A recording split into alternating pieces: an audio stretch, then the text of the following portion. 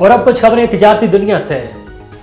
پنجاب کے دارالحکومت میں خالص دودھ کا حصول سب سے بڑا چیلنج بن گیا، جس کے پیش نظر ڈائریکٹر جنرل فوڈ اتھارٹی نے شہر میں کھلے دودھ کی فروخت پر پابندی کا عندیہ دے دیا۔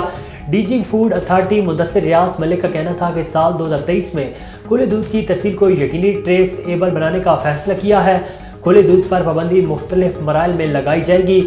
پائلٹ فیز میں لاہور کے کچھ علاقوں میں پابندی کا اطلاق کیا جائے گا۔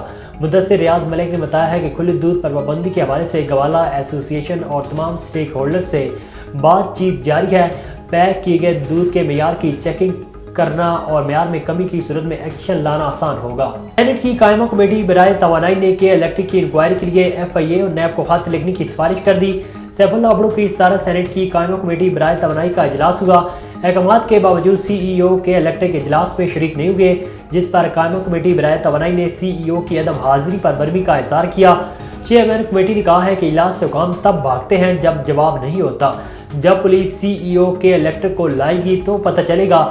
آئندہ اجلاس میں پولیس انہیں لے کر آئے گی۔ چیف مارکیٹنگ نے کہا ہے کہ میں انجینئر نہیں ہوں بلکہ مارکیٹنگ سے ہوں، جس پر چیئرمین کمیٹی نے کہا ہے کہ اگر انجینئر کا پتہ نہیں تو پھر کیا آپ بریفنگ دیں گے۔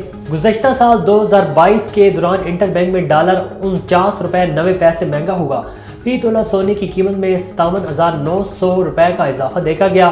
ایک سال کے دوران انٹر بینک میں ڈالر 49.90 مہنگا ہوگا۔ سال 2022 میں اوپن مارکیٹ میں ڈالر کی قیمت میں 55.20 اضافہ ہوا۔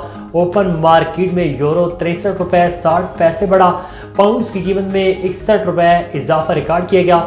سال 2022 کے دوران فی تولہ سونے کی قیمت میں 57,900 روپے اضافہ دیکھا گیا۔